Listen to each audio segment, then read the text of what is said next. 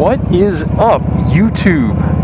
Moto Noob coming at you live here from the greater Wilmington area, where I am leaving the Department of Motor Vehicle. So in May, I'm going to be taking the intermediate MSF course, which will get me another 5% off the liability insurance on my motorcycle. So in preparation of that, I wound up taking the additional riding course, which is a one-day course that the DMV offers, usually for folks who take the basic riding course and don't pass the riding portion of it. They can take this course and meet the fulfillment, fulfill whatever they need to get done and get their endorsement. So I walked in, I'm like, hey, I'm going to be taking the intermediate course next month, so I want to sit in. And they're like, yeah, sure, come on in. So I went through and had a lot of fun, met some really good people, and instead of talking, I'm just going to show you a couple clips of me trying to figure out what the hell I'm doing, because even though I have been riding all of 6 months, I am still such a freaking noob sometimes when it comes to low speed maneuvers. So here's a couple clips. Look at that. Awesome.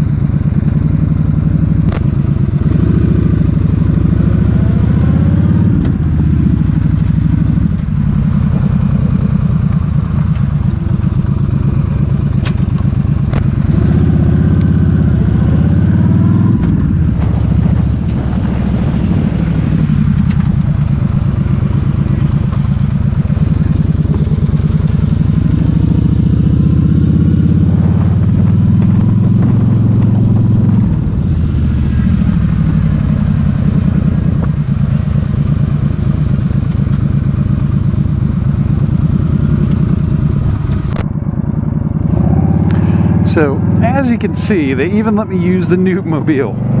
My big old honking 1300 cc Yamaha Strike when everybody else was using the, 125s and 250s there. All in all, it was cool. I had one modification for my test, and that is when I did the U-turn and figure eight tests, I got a bigger box by about, I think, an additional 4 feet. So that was the only modification. They go by engine size, and rightly so, because I think even with my handlebar pegged all the way to the right or the left, I still couldn't do it within that standard size box. So all things said and done, it went really well. I tried to take as much footage as I could. That's a big obstacle right there.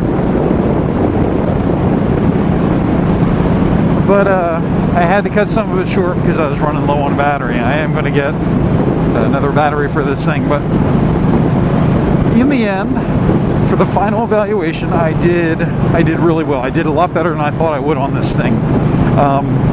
I wound up getting 3 points, and if you don't know how the DMV scores, essentially you start out with 0, and based on any errors that you make, you accumulate points, and if you reach a certain threshold, then you do not successfully complete the course.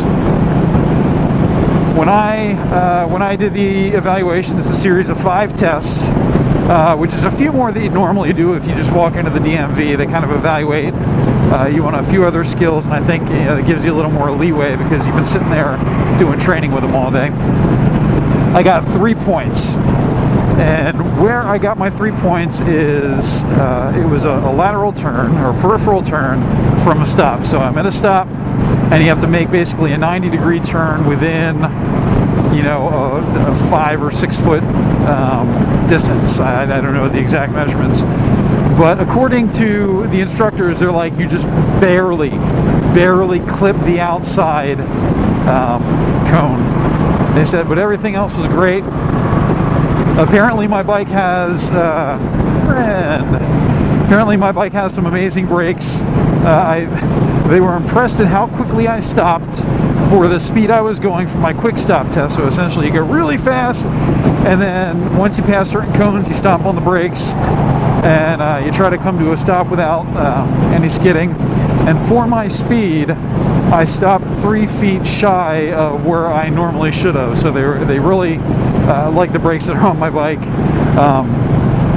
And one of the cool things, I was sitting there chatting with the instructors afterward, they said, you know, it was really great having you in the course. They said, you kind of set a role model, because if people see you doing those maneuvers on this bike, you know, with this wheelbase and this size and this weight, you know, it really kind of shows them that, hey, you can do this on a 125 or 200cc, you know, Rebel or something, whatever bike they were riding. So, all in all, it was a great experience. The folks were really, really nice. It never ceases to amaze me that whenever I do anything, whether it's a riding course, whether I'm going out riding, whether I'm, you know, just chatting up folks, the people in the biker community are always so incredibly nice and so incredibly helpful. And by the end, we were kidding around, joking, you know, enjoying just the time together while we were sitting there waiting for the, you know, for the range officers, the instructors to basically go over scores and whatnot.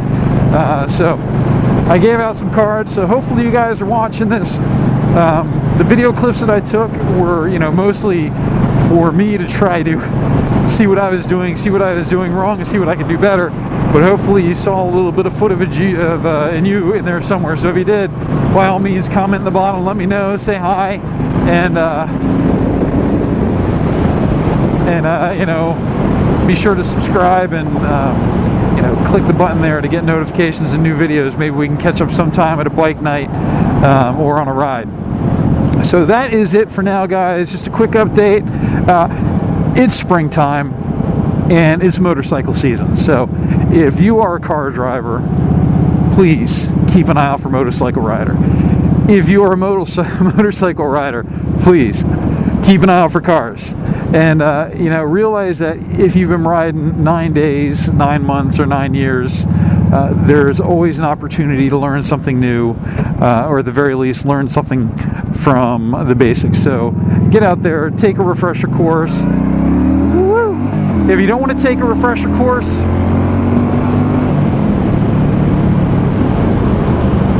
then, you know, go out to the DMV parking lot and practice on your own, you know? Anybody can ride fast.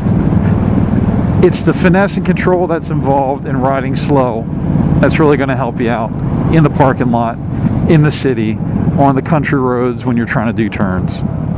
That's it for now, guys. Take care, keep it shiny side up, and I will see you next time. Alright. Time to go start making food for Easter.